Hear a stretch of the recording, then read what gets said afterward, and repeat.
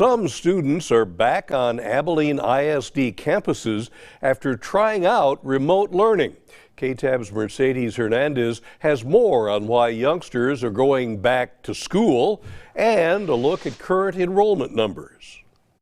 Our enrollment in AISD is 15,625. Superintendent Dr. David Young says enrollment is slightly down this school year, with just under 1,000 students no longer enrolled at AISD. It is 906 students less than the same day of school, so the 12th day of school last year. However, this number, when compared to last week's enrollment, actually shows a higher retention rate of students. That difference was more like 1,100. The gap is going the right direction. However, the gap is still significant. A number that is slightly down, though, is how many students are participating in remote learning. There's been a good chunk of students come back. Dr. Young says some families have returned their children to in-person instruction, citing that physically being in the classroom was better for their child. Parents that I personally have talked with have said we just could not support our kids to the degree that they need to be supported. When asked how teachers were handling the task of instructing in person and online so far, Dr. Young thanked them for their patience and asks anyone that knows a teacher to do the same. You know, teaching was not an easy gig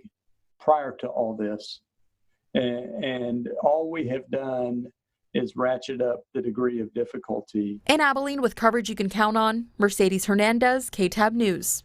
Thank you, Mercedes. In light of recent positive COVID cases at Abilene High, Cooper, and one AISD center, Dr. Young said the district is continuing to do all it can to prevent further spread of the virus.